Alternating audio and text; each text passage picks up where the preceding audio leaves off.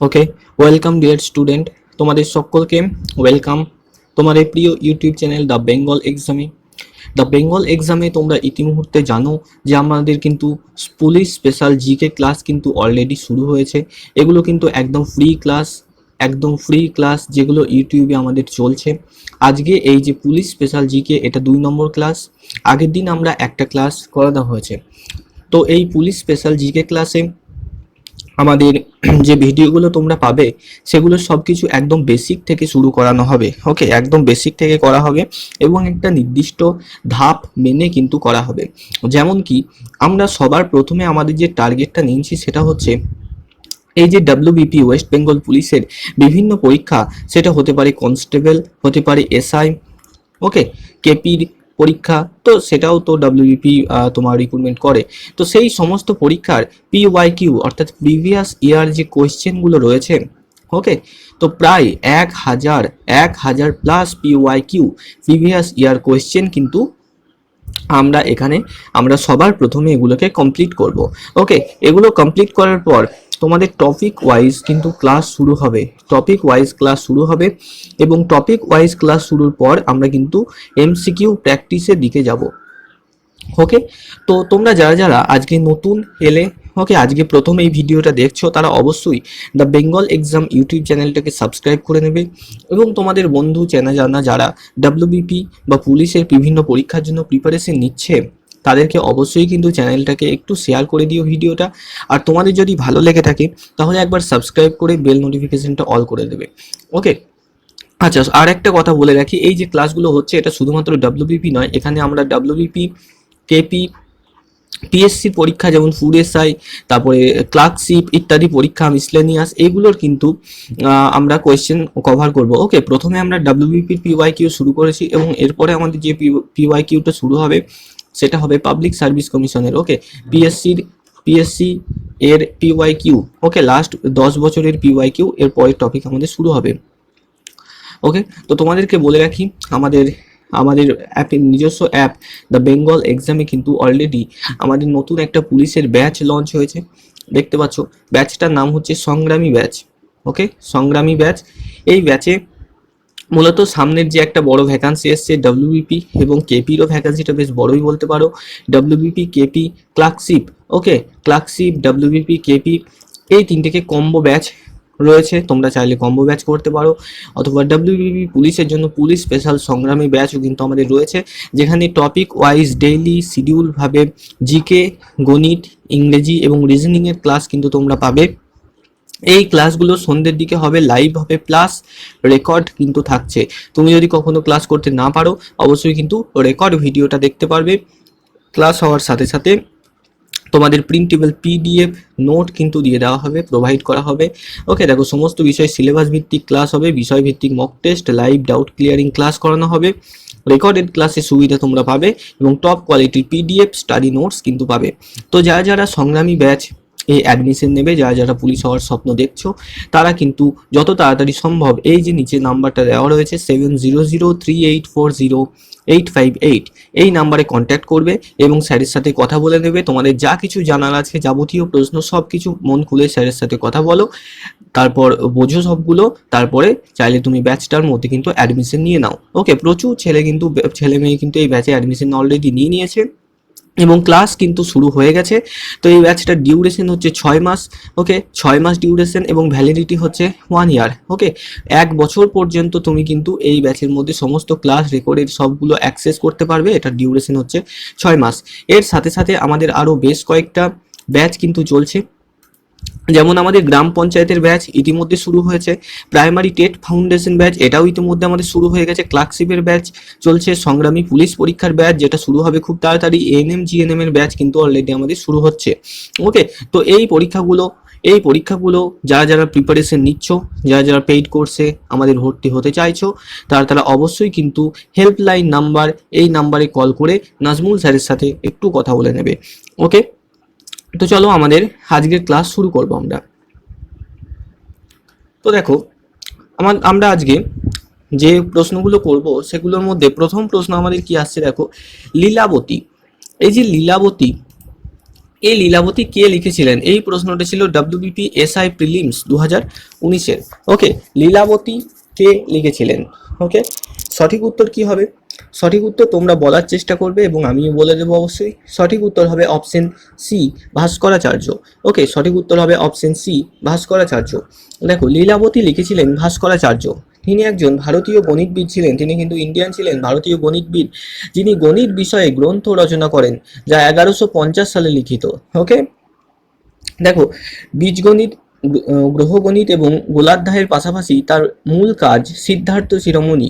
ওকে, সিদ্ধার্থ শিরোমণি, এটা কোথাও কোথাও তুমি সিদ্ধান্ত শিরোমণি কিন্তু পেয়ে যাবে। ওকে, কোথাও কোথাও সিদ্ধান্ত শিরোমণিও পেয়ে যাবে এটাকে। তো সিদ্ধান্ত শিরোমণির প্রথম খণ্ড লীলাবতী বইটিতে 13টি অধ্যায় আছে, মূল সংজ্ঞা, গণিত, পরিভাষা, সুদ গণনা ইত্যাদি। তো যিনি ভাস্করাচার্য, তিনি আমরা এখান থেকে বুঝতে পারছি, আমরা এক্সট্রা ইনফরমেশনগুলো একটু জেনে নেওয়ার চেষ্টা করব। তো তিনি ছিলেন গণিতবিদ, অবশ্যই ভারতীয় গণিতবিদ। তো তিনি এই লীলাবতী নামক গ্রন্থ কিন্তু লিখেছিলেন। ওকে, আচ্ছা, এখানে যতগুলো প্রশ্ন রয়েছে, যা যা ঠিক হচ্ছে অবশ্যই স্কোর গুনবে এবং কমেন্ট করে অবশ্যই জানাবে যে তোমাদের কত হচ্ছে। ওকে, চলো আমরা নেক্সট প্রশ্নের দিকে যাব। দেখো, আমাদের 2 নম্বর প্রশ্ন, সূর্য নিচের কোনটি থেকে শক্তি অর্জন করে? অর্থাৎ সূর্যের মধ্যে যে এত তাপশক্তি আসছে, সেই তাপশক্তি উৎপাদনের প্রক্রিয়াটা কি? ওকে, এই প্রশ্নটা বিভিন্ন পরীক্ষায় আসে এবং ছেলেমেয়েরা কিন্তু ভুল করে, তোমরা করার চেষ্টা করবে। তো সঠিক উত্তর কি হবে?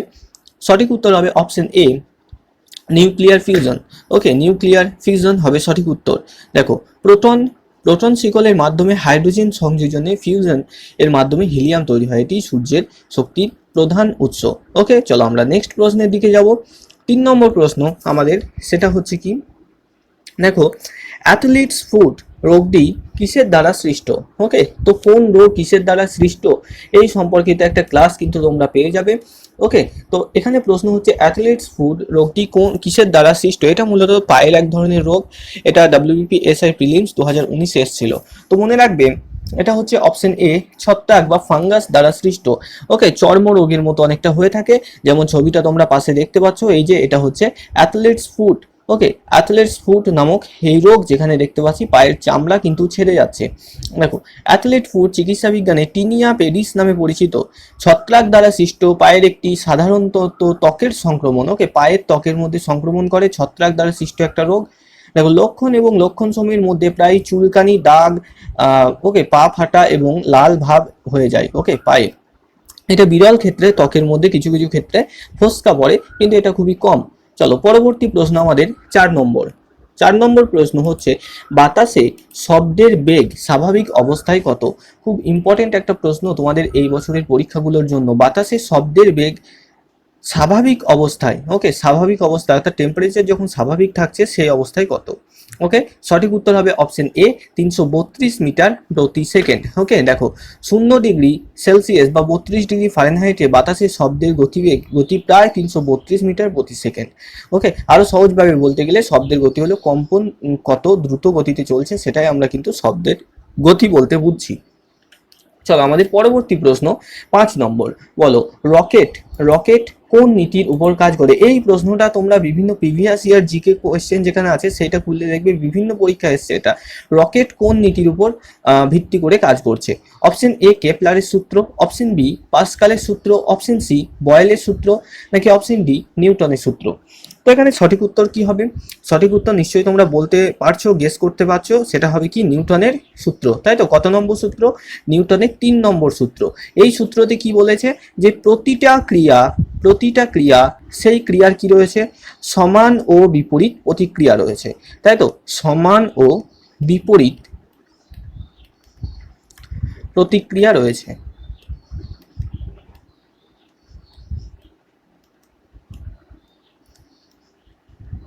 এবার দেখো, এটাকে যদি তুমি একটা রকেট হিসাবে কল্পনা করো, ওকে, এটাকে একটা রকেট হিসাবে যদি তুমি কল্পনা করো, তো এখান থেকে আমরা জানি রকেটের কি বের হয়, বিভিন্ন জ্বলন্ত গ্যাস বের হয়, সেটা বায়ুমণ্ডলে বাতাসের মধ্যে একটা প্রেসার নিচের দিকে ক্রিয়েট করছে, এবং এই প্রেসারই আবার সমান এবং বিপরীত একটা প্রেসার কিন্তু উপর দিকেও দিচ্ছে, যেটার কারণে রকেট ফ্লাই আপ করছে, উপরে যাচ্ছে। ওকে, তো নিউটনের 3য় গতিসূত্র, যেটা হচ্ছে কি, প্রত্যেক ক্রিয়ার সমান এবং বিপরীত প্রতিক্রিয়া আছে, এখান থেকে কিন্তু আমরা এই যে রকেটের নীতি, সেটাকে আমরা বুঝতে পারছি। ওকে, দেখো, রকেট নিউটনের তৃতীয় সূত্রের নীতির উপর কাজ করে। নিউটনের তৃতীয় গতিসূত্রে বলা হয়েছে প্রতিটি কর্মের একটি সমান এবং বিপরীত প্রতিক্রিয়া আছে। আচ্ছা, বল দুটি ভিন্ন বস্তুর উপর বিপরীত দশায় কার্য করে। তৃতীয় সূত্রের প্রয়োগে বন্দুকের পশ্চাদপসরণ। এখান থেকে রকেটের নীতি যেমন দিয়েছে সেরকম ভাবে এই প্রশ্নটাও দিতে পারে যে বন্দুক থেকে গুলি ছোড়া হলে সেই বন্দুকধারী ব্যক্তি কেন পিছিয়ে যায়, ওকে, বা বন্দুক কেন পিছন দিয়ে সরে আসে। তো এটাও সেই একই ব্যাপার, সমান এবং বিপরীত প্রতিক্রিয়া। ওকে, সাঁতার কাটার সময় ঠিক একই রকম, জলকে আমরা পিছনে ঠেলে দিই এবং জল আমাদের সামনে ঠেলে দেয়। ওকে, তো এটা একটু দেখে নেবে। আচ্ছা, আর এর মধ্যে আরেকটা ইম্পর্টেন্ট জিনিস তোমাদের বারবার পরীক্ষায় আসে, সেটা মনে রাখবে যে নিউটনের প্রথম সূত্র, এটাকে গ্যালিলিও সূত্র বা জাড্ডে সূত্র বলা হয়। ওকে, জাড্ড এখানে দুই প্রকার আমরা জানবো, গতিজাড্য, স্থিতিজাড্য। আচ্ছা, এটি বলের সংজ্ঞা প্রদান করে। এই প্রশ্নটা কিন্তু বারবার পরীক্ষাতে আসে যে নিউটনের প্রথম গতিসূত্র থেকে আমরা বলের সংজ্ঞা পাই, এটা মনে রাখবে। ওকে, নিউটনের কোন গতিসূত্র থেকে আমরা বলের সংজ্ঞা পাই, এই প্রশ্নটা কিন্তু বারবার আসে। ওকে, চলো নেক্সট দেখো 6 নম্বর প্রশ্ন আমাদের, বাণিজ্যিক সারগুলোতে নিম্নলিখিত কোন মৌলটি থাকার সম্ভাবনা সবথেকে কম? বাণিজ্যিক সার অর্থাৎ যেগুলো কম্পোস্ট সার নয়কো, ওকে, রাসায়নিক সার যেগুলো, সেগুলোর মধ্যে কোন মৌলটি সবথেকে কম থাকে সম্ভাবনা?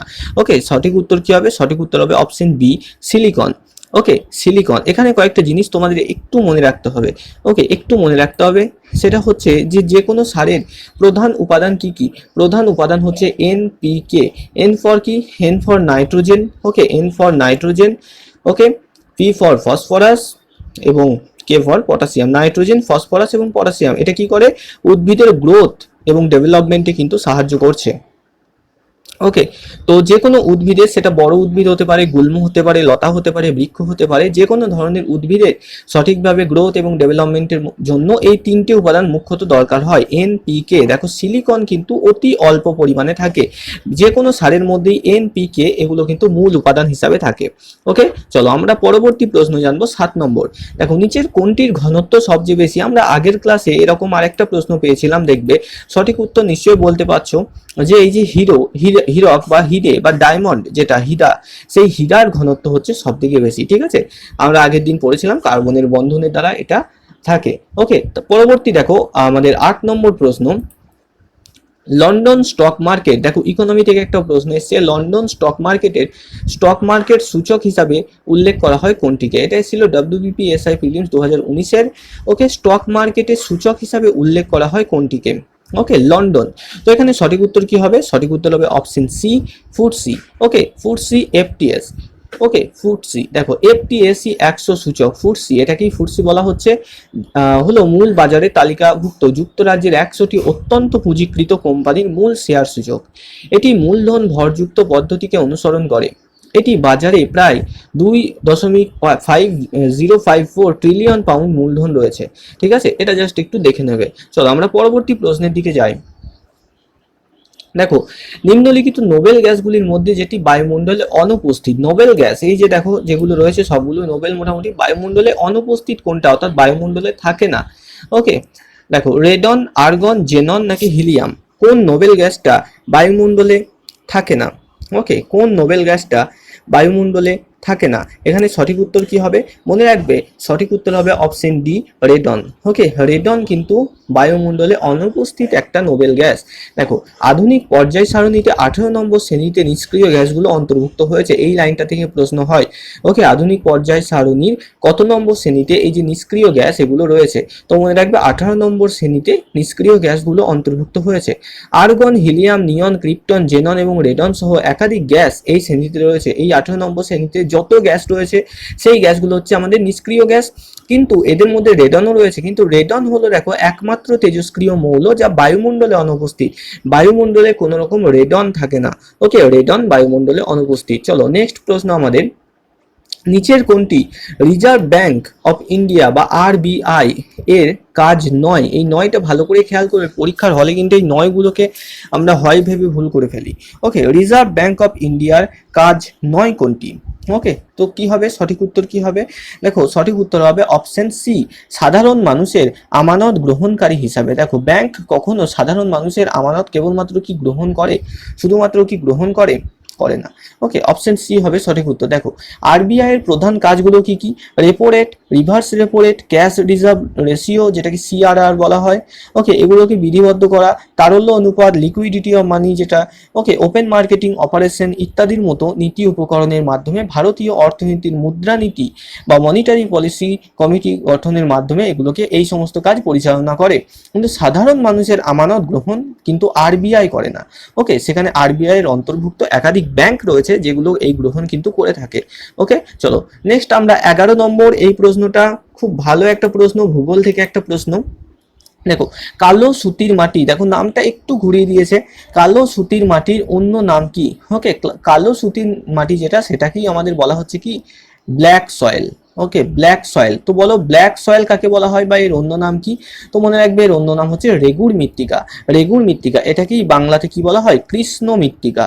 ওকে, এটাকেই বাংলাতে বলা হয় কৃষ্ণ মৃত্তিকা, যে নামটার সাথে আমরা সবাই মোটামুটি পরিচিত। ওকে, তো এই কৃষ্ণ মৃত্তিকাতে কি হয় মনে রাখবে? তুলা চাষ ভালো হয়। ওকে, তুলা চাষ ভালো হয়, এর রং হয় কেমন? কৃষ্ণ বর্ণের বা কালো। ওকে, দেখো কালো মৃত্তিকাকে সাধারণত রেগুর হিসাবে উল্লেখ করা হয়। তাহলে এই যে কালো মৃত্তিকা বা ব্ল্যাক সয়েল, এর অপর নাম কি? এর অপর নাম হচ্ছে রেগুর মৃত্তিকা। ব্যাপকভাবে কালো কার্পাস মৃত্তিকা বলা হয়, এটাকে কার্পাস মৃত্তিকা বলা হয় কারণ কি? কার্পাস তুলো চাষ এই মাটিতে খুব ভালো হয়। কেননা কার্পাস হলো সেই সমস্ত এলাকায় প্রচলিত ফসল যেখানে এই মৃত্তিকা পাওয়া যায়। ওকে, আচ্ছা, এখানে আর একটা জিনিস মনে রাখবে যে খাদার কি, ভাঙার কি? ভাঙার হচ্ছে কি? ভাঙার হচ্ছে পুরনো পলিমাটি। ওকে, পুরনো পলিমাটি।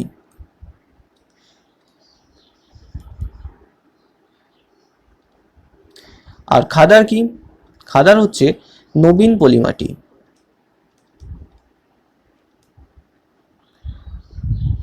ভাবর কি?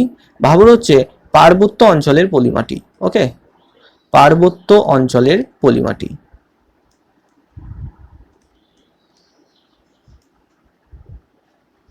এগুলোকে একটু মনে রাখবে। ওকে, চলো আমরা নেক্সট দেখি। চলো 12 নম্বর প্রশ্ন আমাদের, কোন শিলালিপিতে অশোকের নাম করা হয়েছে ব্যক্তিগতভাবে? তার উপাধি দেবনাম প্রিয়, দিয়ে নাম নয়। ওকে, তো আমরা জানি বিভিন্ন শিলালিপিতে অশোকের নাম পাওয়া গেছে কি? দেবনাম প্রিয়, প্রিয়দর্শন, তাই তো?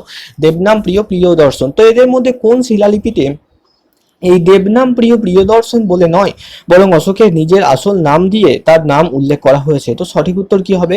সঠিক উত্তর হবে অপশন ডি, মাস্কি। ওকে, অপশন ডি মাস্কি হবে সঠিক উত্তর। দেখো মাস্কি এটা ভারতের কর্ণাটকে অবস্থিত এই শিলালিপি, এবং গুর্জরাম মধ্যপ্রদেশে অবস্থিত এই অঞ্চলে প্রাপ্ত শিলালিপিতে অশোক ও দেবনাম প্রিয়কে একই ব্যক্তি বলে অভিহিত করা হয়েছে। এখানে অশোকের নিজস্ব নাম কিন্তু উল্লেখ আছে, যে এই যে দেবনাম প্রিয় এটা আসলে কে?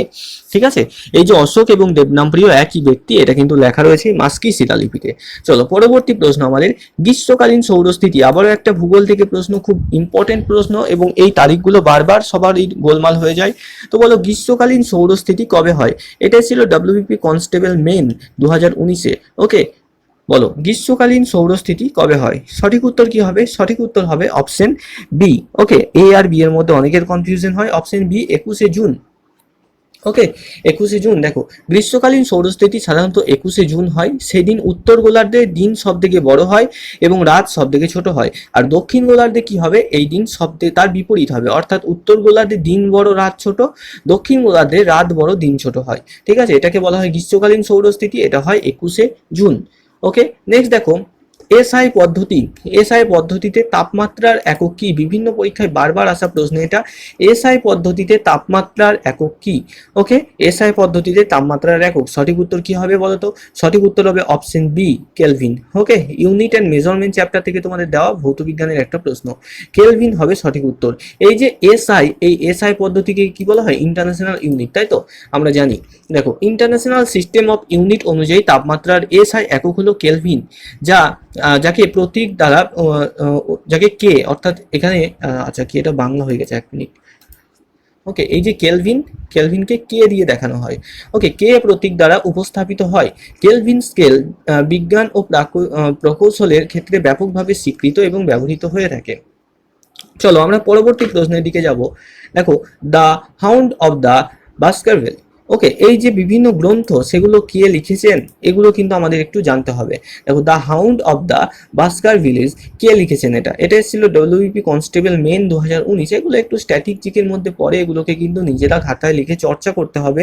ভাগ্য ভালো থাকলে কমন এসে যায়, আর আনকমন এলে স্বাভাবিকভাবেই না জানলে করা খুবই মুশকিল ব্যাপার এগুলো।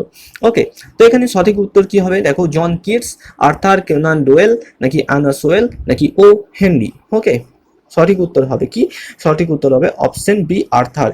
ওকে, আর্থার মনে রাখবে, অপশন বি হবে সঠিক উত্তর, আর্থার। ওকে, দেখো, দ্য হাউন্ড অফ দ্য বাকারভিলস, এটা হচ্ছে স্যার আর্থার কোনান ডয়েলের লেখা। ওকে, যিনি একজন ব্রিটিশ লেখক ছিলেন, তিনি ছিলেন একজন ব্রিটিশ লেখক। ওকে, চলো পরবর্তী আমরা যাই 15 নম্বর। দেখো, 15 নম্বর বলছে জাতীয় মানব অধিকার দিবস কোন দিনটি? মানব অধিকার, ওকে, মানব অধিকার জিনিসটা মনে রাখবে, মানব অধিকার জিনিসটা কি? ওকে, দেখো, জাতীয় মানব অধিকার দিবস কোন দিনটিকে বলা হয়? তো এখানে option A 6 June, option B 4 March, option C 10 December, option D 6 August. সঠিক উত্তর কি হবে? সঠিক উত্তর হবে ডিসেম্বর মাসে মানবাধিকার দিবস হয়, মনে রাখবে 10ই ডিসেম্বর। ওকে, 10ই ডিসেম্বর হচ্ছে মানবাধিকার দিবস। দেখো, প্রতি বছর 10ই ডিসেম্বর সারা বিশ্বে মানবাধিকার দিবস পালিত হয়। ওকে, সারা বিশ্বে মানবাধিকার দিবস পালিত হয়। মানবাধিকারের সর্বজনীন ঘোষণাপত্র গ্রহণ ও ঘোষণাকে সম্মান জানাতে এই 10ই ডিসেম্বরকে বেছে নেওয়া হয়েছিল। মানবাধিকারের সর্বজনীন ঘোষণা 10ই ডিসেম্বর 1948 সালে গৃহীত হয়েছিল। এটি সম্মিলিত জাতিপুঞ্জের সাধারণ পরিষদ কর্তৃক ঘোষণা করা হয়। মানুষের প্রকৃত অধিকার অর্জনের লক্ষ্যে আন্তর্জাতিক মানবাধিকার দিবস কিন্তু পালিত হয়। অর্থাৎ মানুষের যে অধিকার রয়েছে, প্রত্যেকটা মানুষের নিজস্ব অধিকার রয়েছে, নিজস্ব জীবনছন্দ রয়েছে, সেগুলো পালনের লক্ষ্যে প্রতি বছর 10ই ডিসেম্বর আন্তর্জাতিক মানবাধিকার দিবস কিন্তু আমরা পালন করছি। নেক্সট দেখো, 16 নম্বর প্রশ্ন, ভারতের প্রথম চিফ অফ ডিফেন্স স্টাফ কে ছিলেন? ওকে, ডব্লিউপি কনস্টেবল মেইন 2019-এর প্রশ্ন, ভারতবর্ষের প্রথম চিফ অফ ডিফেন্স স্টাফ কে ছিলেন? ওকে, সঠিক উত্তর কি হবে বলতো? সঠিক উত্তর হয়ে যাবে আমাদের অপশন নম্বর বি। ওকে, সঠিক উত্তর হবে option number B, B for Bipin Rawat. Okay, Bipin Rawat হবে সঠিক উত্তর, অপশন বি। চলো এবার দেখে নিই তার সম্পর্কে একটু। দেখো, জেনারেল বিপিন রাওয়াত, যিনি ভারতের প্রথম চিফ অফ ডিফেন্স স্টাফ হিসাবে নিযুক্ত হন। ওকে, প্রতিরক্ষা মন্ত্রক সম্প্রতি সেনাবাহিনী, বিমান বাহিনী এবং নৌবাহিনী নিয়ম সংশোধন করে একটি নতুন ধারা এনেছে, যা চিফ অফ ডিফেন্স স্টাফকে সর্বোচ্চ 65 বছর বয়স পর্যন্ত চাকরি করার অনুমতি দেয়। তাহলে এখান থেকে একটা প্রশ্ন আসতে পারে যে চিফ অফ ডিফেন্স স্টাফদের রিটায়ারমেন্টের মানে কার্যকালের সময়সীমা কত হয়? ঠিক আছে, তো সর্বোচ্চ 65 বছর। ওকে, 65 বছর বয়স হয়ে যাওয়ার পর রিটায়ারমেন্ট হয় তাদের। ওকে, বিপিন রাওয়াত ত্রিবাহিনীর প্রধান ছিলেন, 3টে বাহিনীর প্রধান তিনি ছিলেন, সেই হিসাবে তিনি দায়িত্ব পালন করেছেন এবং প্রধানমন্ত্রীর নেতৃত্বাধীন পারমাণবিক কমান্ড পক্ষকেও তিনি পরামর্শ দিয়েছেন। ঠিক আছে, বিপিন রাওয়াত। ওকে, চলো পরবর্তীতে আমাদের 17 নম্বর প্রশ্ন। 17 নম্বর, এটা মোস্ট ইম্পর্টেন্ট একটা প্রশ্ন। দেখো, কত নম্বর সংবিধান সংশোধনের দ্বারা ভোট দানের বয়স 21 বছর থেকে 18 বছর করা হয়েছে? বর্তমানে আমরা জানি 18 বছর বয়স হলে তার ভোটার কার্ড বা এপিক আইডি কিন্তু হয়, কিন্তু এর আগে ছিল কত? 21 বছর বয়স হলে তবে সেই ব্যক্তি ভোট দিতে পারত। তো কততম সংবিধান সংশোধনী দ্বারা এই যে ভোটদানের বয়স সেটাকে কমিয়ে 21 থেকে 18 বছর করা হয়েছে? ওকে, তো সঠিক উত্তর কি হবে? অপশন এ 59তম, অপশন বি 58তম, অপশন সি 61তম, অপশন ডি 60তম। তো সঠিক উত্তর হবে আমাদের অপশন সি 61তম। ওকে, 61তম, এটা কিন্তু ভিভিআই কোয়েশ্চেন। ওকে, ভালো করে এটাকে মুখস্থ করে নেবে, 61তম। ওকে, দেখো, ভারতীয় সংবিধানের 326 নম্বর অনুচ্ছেদে সর্বজনীন ভোটাধিকার দেওয়া হয়েছে। 1989 সালে করা ভারতীয় সংবিধানের 61তম সংশোধনীতে ভোট দানের যে বয়সসীমা সেটা 21 বছর থেকে কমিয়ে 18 বছর করা হয়েছে। ওকে, কততম সংশোধনী? 61তম সংশোধনী। এবং কত সালে? সালটাও মনে রাখবে, 1989। ওকে, 1989 সালে। দেখো, ভোটাধিকারের যে সীমা সেটা 21 বছর থেকে কমিয়ে 18 বছর করা হয়েছে 1989 সালে 61তম সংশোধনীতে। ভারতীয় সংবিধানের 326 নম্বর অনুচ্ছেদে সর্বজনীন ভোটাধিকার দেওয়া হয়েছে। ওকে, সর্বজনীন ভোটের অধিকার বলা রয়েছে কোথায়? 326 নম্বর অনুচ্ছেদে। ওকে, তো চলো আমাদের পরবর্তী প্রশ্ন 18। ওকে, পরবর্তী আমাদের 18 নম্বর প্রশ্ন, যেখানে বলা হচ্ছে জিরো আওয়ার। এই প্রশ্নটা নিয়ে বহু জায়গায় বহু মতানৈক্য পাবে, বহু কনফিউশন পাবে। তো বলো, জিরো আওয়ার বলতে কোন সময়কে বোঝানো হয়? জিরো আওয়ার, জিরো আওয়ার বলো। এই জিরো আওয়ার হচ্ছে তখন যখন সব থেকে গুরুত্বপূর্ণ জিনিসগুলো এই সময়তে আলোচিত হয়। ওকে, গুরুত্বপূর্ণ জিনিসগুলো আলোচিত হয়।